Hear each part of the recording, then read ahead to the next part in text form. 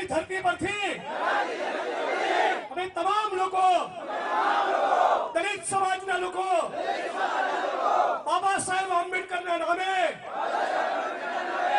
દેશના બંધારણના નામે એ પ્રતિજ્ઞા લઈએ છીએ જીવનમાં કદી આરએસએસ ની શાખામાં પગ મૂકીશું નહીં જીવનમાં કદી ભાજપને વોટ આપીશું નહીં એ અમારી પ્રતિજ્ઞા છે જય ભીમ ગણેશભાઈ મેવાણના અધ્યક્ષસ્થાને કોંગ્રેસ પાર્ટીના લોકસભાના ઉમેદવારને સમર્થન આપવા માટે જાહેર સભાનું આયોજન કર્યું છે। આજે તમે એમ જુઓ કે જિગ્નેશભાઈ અને કોંગ્રેસ અને અમારા સૌના સમાચારને અનુસંધાને જ્યારે આટલા લોકો સ્વખર્ચે આવતા હોય ત્યારે એક આ તંદુરસ્ત લોકશાહીની નિશાની છે અને લોકોને એસસી હોય એસટી હોય ઓબીસી હોય આ તમામ સમાજોને કોંગ્રેસની સરકારની કેટલી જરૂર છે એ આપણે સૌની નજરની સામે દેખાય છે। ત્યારે તમામ સંસાધનો લગાડવા હોય લગાડી દે પણ જ્યારે પ્રજા નક્કી કરે છે મતદારો નક્કી કરે છે તો એને કોઈ રોકવાવાળું લોકશાહીની અંદર નથી। બાબા સાહેબ આંબેડકરના બંધારણને દરિયામાં નાખવાવાળાને હું એટલું જ કહેવા માગું છું કે બનાસકાંઠાની જનતા હવે જાગી ગઈ છે।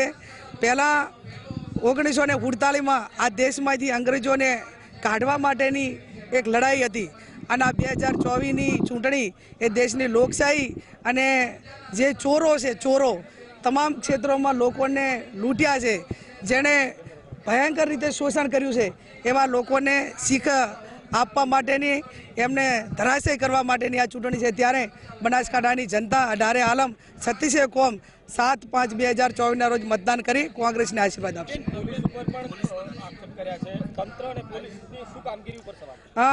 મેં એમને નર્મ ભાવે વિનંતી કરી છે। હું એમ નહીં કહેતી કે બધા જ પોલીસ નાના બિચારા નાના માણસો ખૂબ સારા છે ઈમાનદાર છે પણ મોટી જગ્યાએ બેઠેલા લોકો એમને સારું પોસ્ટિંગ મળે એમની વાહ થાય સરકારમાં એમના કયા પ્રમાણેનું થાય એવા વાલા લાગવા માટે ક્યાંક ને ક્યાંક નાના માણસોને નાના અધિકારીઓને એમને ન કરવું હોય તો પરાણે ખોટું કરવા માટેની જે ફરજ પાડી રહ્યા છે એવા લોકોને હું કહું છું કે તમે પ્રજાના ટેક્સના એના કમાણીના પૈસાનો પગાર લો છો તમને કોઈ બુટલેગરો કે ભારતીય જનતા પાર્ટી પગાર આપતી નથી અને લોકશાહી બચાવવાનું કામ તમારું કામ કાયદો અને વ્યવસ્થા સાચવવાનું છે। લોકોને મતદાન કઈ રીતે ક્યાં કરવું એ કોઈ તમારો વિષય નથી એટલે એમાં હસ્તાક્ષેપ ન કરે એવી મેં વિનંતી કરી છે।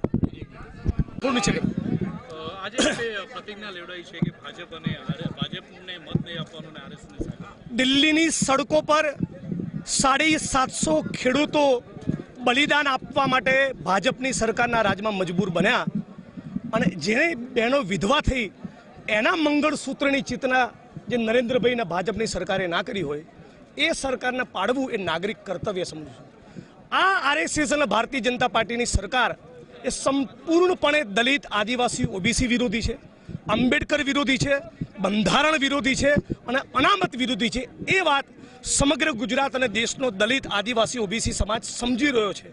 જે પ્રમાણે ભાજપની સરકારે દલિતોનું કાસળ કાઢવાનું નક્કી કર્યું છે એમ અમે પણ નક્કી કર્યું છે કે આ ચૂંટણીમાં બનાસકાંઠા અને પાટણમાંના સમગ્ર ગુજરાતના દેશમાં આ આરએસએસ અને ભાજપનો અમે પણ રગડો કાઢી નાખવાના છીએ અને એટલા માટે જ ડૉક્ટર બાબા સાહેબ આંબેડકર અને બંધારણના નામે આ 5000 દલિત સમાજના લોકોએ વાવ થરાદની ધરતી પરથી જે પ્રતિજ્ઞા લીધી કે જીવનમાં આરએસએસની શાખામાં પગ નહીં મૂકીએ અને જીવનમાં કદી ભાજપને વોટ નહીં આપીએ। શું લાગે છે આ વખતે ફરી એકવાર 2010 જેવું ઇન્ડિયા સાઇનિંગ જેવું થશે? આ વખતે જે પ્રમાણેનો અંડર કરંટ ખેડૂતોમાં, શ્રમિકોમાં, દલિત આદિવાસી ઓબીસી સમાજમાં, સર્વ સમાજમાં, વેપારીઓમાં, મધ્યમ વર્ગમાં હું જોઈ રહ્યો છું 100% આ વખતે કંઈ નવા જૂની થવાની છે। અભિમાન રાજા રાવણનું પણ ઉતરેલું નરેન્દ્રભાઈનું પણ ઉતરશે। ભાજપ કહે છે 400 સીટો, શું લાગે છે 400 રૂપિયામાં ગેસનું સિલિન્ડર આપવાની વાત કરું ને અસલી મુદ્દો એ છે ગુજરાતમાં નવી 400 લોકોના સરકારી પદોમાં ભરતી કરો, ખાલી પડેલા સરકારી પદોમાં ભરતી કરવી નહીં। 400નો સિલિન્ડર 1100નો કર્યો।